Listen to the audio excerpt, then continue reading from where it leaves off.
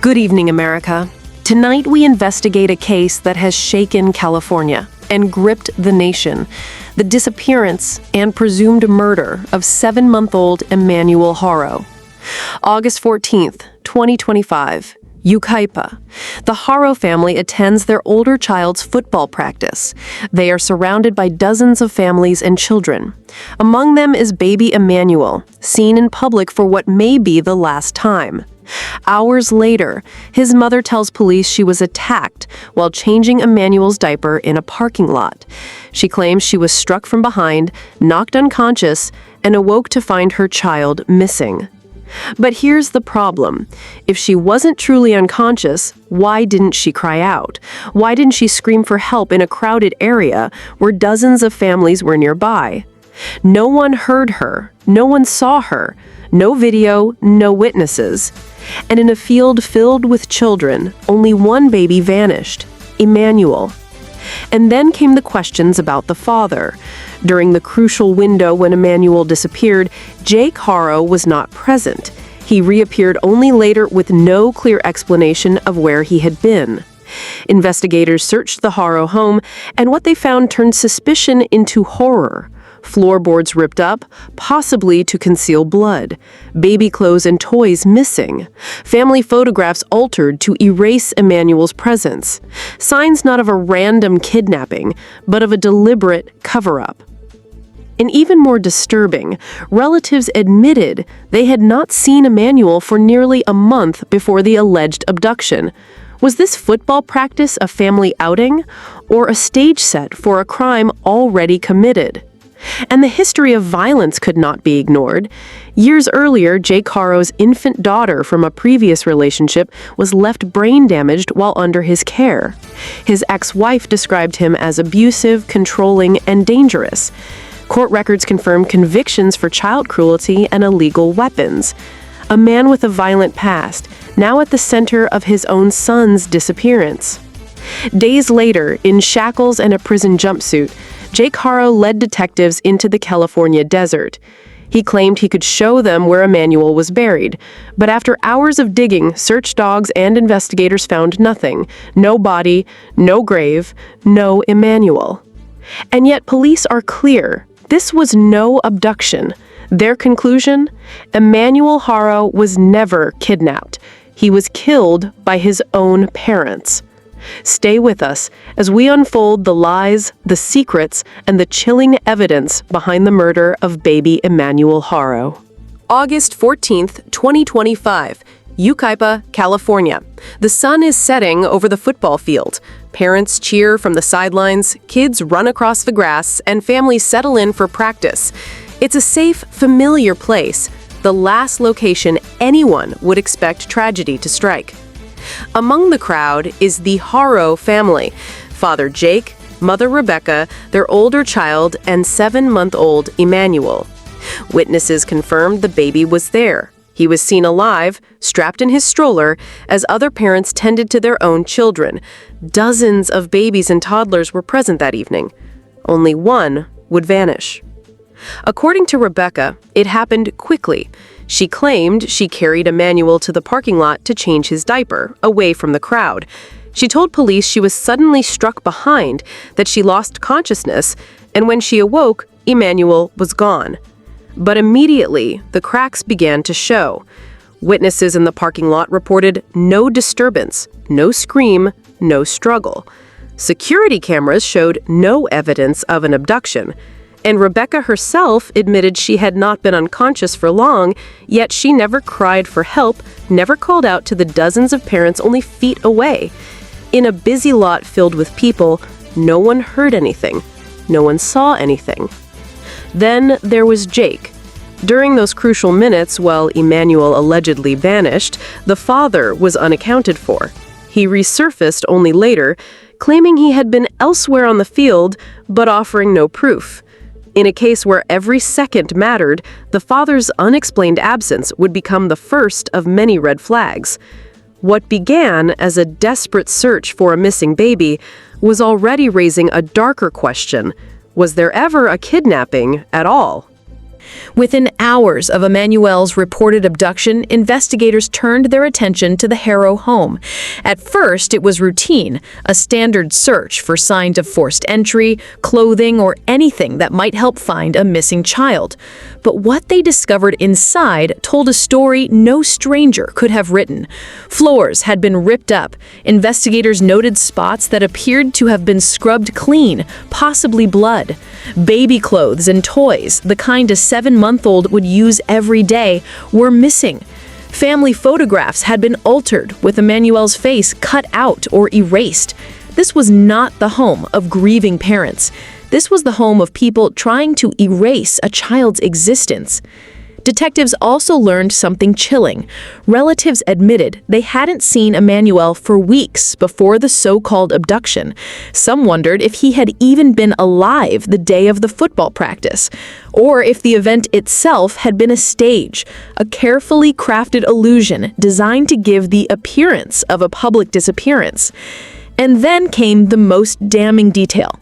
Testing inside the house revealed traces that investigators believed were consistent with blood. The Haros could not explain it.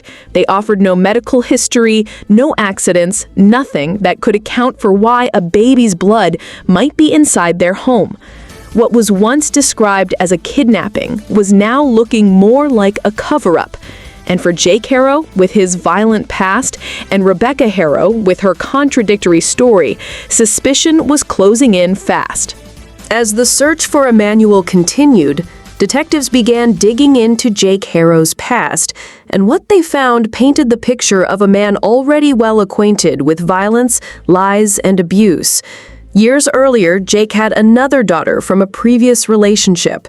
While in his care, the infant suffered catastrophic brain damage. The child would never fully recover. Jake's ex-wife came forward during the investigation, describing him as abusive, manipulative, and explosively violent. She said he controlled her, isolated her, and left her terrified for her safety and that of their children. Court records confirmed the warnings. Jake Haro had already been convicted of child cruelty. He had been arrested for illegal weapons. This was not a first-time offender caught in an unthinkable tragedy. This was a man with a documented record of hurting children. To investigators, the parallels were impossible to ignore. Another infant, another unexplained tragedy, another story filled with inconsistencies. And now, the missing 7-month-old Emanuel was at the center of the same man's orbit. For detectives, one truth was becoming harder to deny. If history had a habit of repeating itself, Emanuel's disappearance may have been no accident at all, but the tragic continuation of a cycle Jake Haro had already begun long ago. Days after Emanuel's disappearance, investigators made a startling move. In chains, shackled at the ankles, Jake Haro was escorted from his jail cell and into the blistering California desert. Cameras captured the moment. Jake, head bowed, guiding detectives to what he claimed was Emanuel's final resting place. He pointed to the ground, gestured toward the dirt, and told officers they would find his son buried there. For hours, search teams dug. Cadaver dogs swept the area. Every inch of sand was turned over. But there was nothing. No body, no clothing, no trace of Emanuel at all. The so-called grave was empty. To some, Jake's cooperation seemed like an admission of guilt. Why lead police to a grave unless you knew something?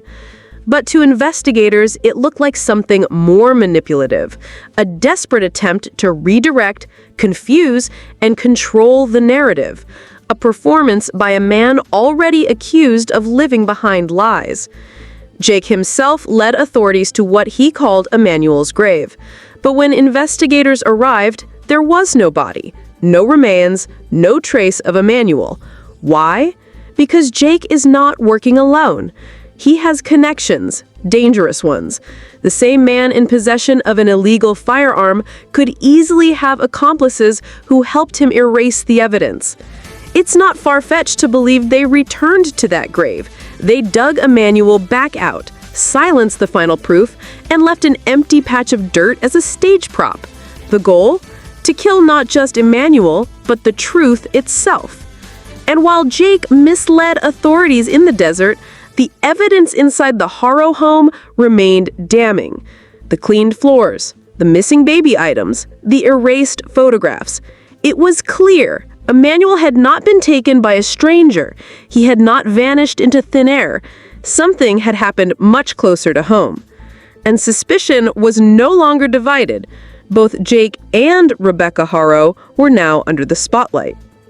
As suspicion grew around Jake Haro, detectives turned their focus to his wife, Rebecca.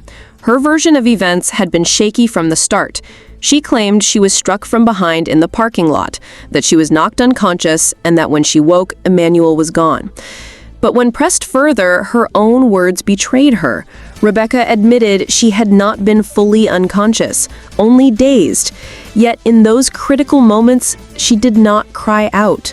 She did not scream for help. She did not run back into the field where dozens of families could have rushed to her side. Instead, she remained silent. Detectives questioned why. If her baby had truly been snatched from her arms, instinct alone would have compelled her to fight, to shout, to alert the crowd. But there was no cry, no alarm, nothing that could be verified by a single witness that night. Even more troubling, Rebecca's timeline faltered. Neighbors and relatives revealed they hadn't seen Emanuel for nearly a month before the so-called abduction. If she knew her baby was missing, why wait until that very night to tell the world? Was Rebecca a victim of circumstance or a willing accomplice in concealing what really happened to her child?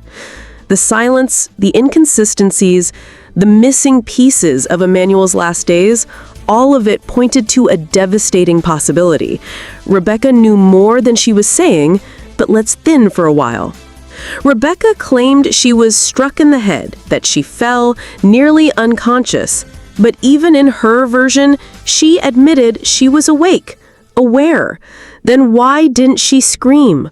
Why didn't she cry out for help? Why didn't she fight? The truth is chilling. Her silence wasn't weakness, it was cover, a delay tactic, buying time so Jake could finish the act. If she truly wanted to save her baby, why stand idle while Emanuel slipped away forever? The timeline no longer added up, and the questions were louder than ever. Where was Jake Haro in the very moments Emanuel disappeared? Why did a father suddenly vanish from the field, only to reappear once it was already too late? And what about the weapons charge? Investigators discovered Jake was in possession of illegal arms. For what purpose? What was he preparing for? Was this a father worried about protecting his family, or a man already planning violence behind closed doors? Rebecca said she was attacked, but if she wasn't truly unconscious, why didn't she cry for help? Why didn't a single parent in that parking lot hear her voice? The home told its own story. Blood on the floors, baby items missing, photographs erased. Relatives hadn't seen Emanuel for weeks. The only conclusion left standing was the darkest one. Jake and Rebecca did not lose their child to a stranger. They killed their son, and they tried to cover it up. But Emanuel cannot speak for himself. That's why we are here. We are the voice of justice for a 7-month-old who was silenced before he ever had a chance to live.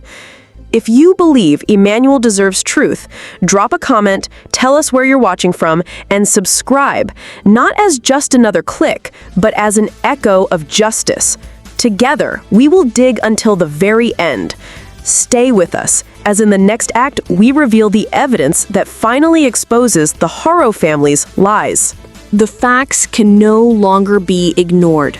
A father who disappeared in the very hour his child was reported missing. A mother whose story collapsed under the simplest questions.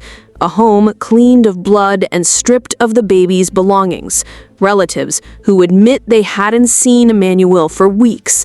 And a history, a violent history, where another infant was left brain damaged under Jake Haro's care. Ask yourself, are these the signs of grieving parents, or the fingerprints of killers staging an illusion? Jake and Rebecca Haro stood before the world claiming Emanuel was taken from them. But the evidence, their own words, their own actions, tells us the truth. They murdered their son in cold blood, then built a story to hide their crime. Emmanuel cannot speak. He cannot cry out. He cannot tell us what happened in those final moments.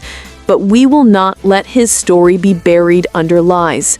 We are his voice, his justice, and his truth.